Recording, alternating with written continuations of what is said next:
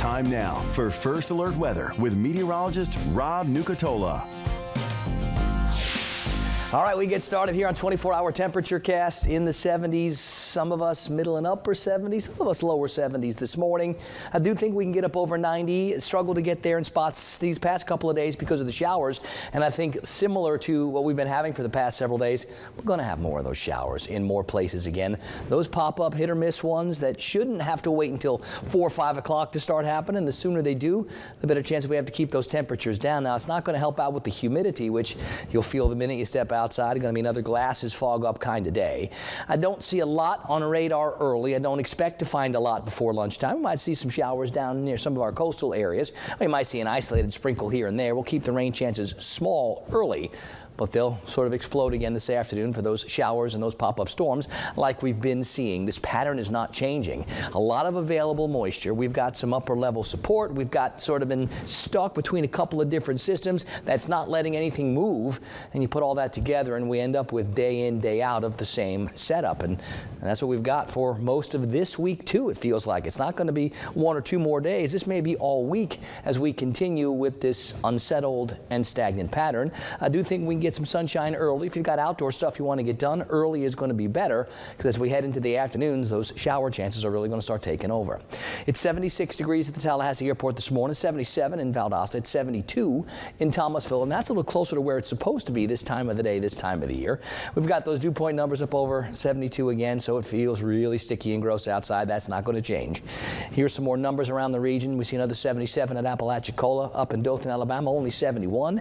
In Perry, we're at 75, in Camilla, we're at 76. Now, a little breeze would help. If we did have a little breeze to move things around, maybe it wouldn't be so outside, but we don't have much of a breeze, and I don't think we're going to find much. So we'll be looking for some fog, and I think we can find some at least in a couple of spots. Right now, the Tallahassee airport's one of those spots where visibility is reduced. So be careful on the road. You know the vermin are out there lurking, and I do suspect morning fog each of the next couple of mornings. We've just got so much available moisture. If we could get something new to move east or southeast to change up this air mass, it'd be great. But in the middle of July, even in late July, it's hard to see some change around here. We usually get into these stagnant patterns, and we certainly are. As long as we get those afternoon showers, we avoid those all-day really hot and humid setups. And I think that's exactly what we're looking at. There should be plenty of opportunities for showers each of the next few afternoons. Now, that doesn't mean everybody gets wet. There have been some spots the last couple of days that have been missing out, while other areas feel like we're getting so much rain. That also becomes one of the problems with this kind of setup. And I think as we get to 2, 3, 4 o'clock, each of the next few afternoons, we're going to find those pop-up showers. And then by 9, 10, 11 p.m., those showers go away, and we'll do it again the next day and do it again the next day, and probably going to do it again the day after that too. So this is the pattern it looks like we're going to be stuck in for maybe the rest of the week. And it's only Monday, so settle in. I think we have to expect afternoon showers each day. Now, the Gulf is pretty quiet, the Caribbean is really quiet, and the Atlantic is mostly quiet.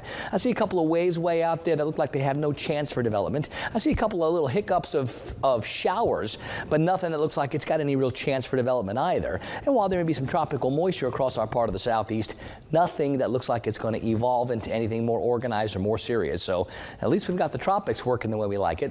Nice and quiet. On the Gulf close to home today, south and southeast winds 5 to 12, seas 2 feet or less.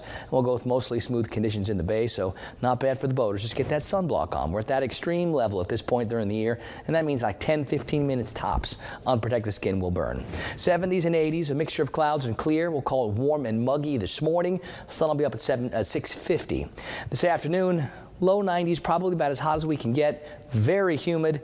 And that 70% chance for showers and thunderstorms. Some of those could have some wind gusts like we've been seeing the past couple of days too. The showers will eventually fizzle. It stays muggy overnight. We'll go down to a 50-50 shot for some of those showers, maybe lingering past midnight. And it looks like there's really not much change for the next couple of days. Hopefully by the end of the week, maybe we can dry out a little bit. I think at that point, we could use a little more sunshine and a few fewer showers. Of course, when that happens, it gets hotter. And this is about the last week of July. So you got to expect a lot of showers. You still got to expect a lot of hot and humid.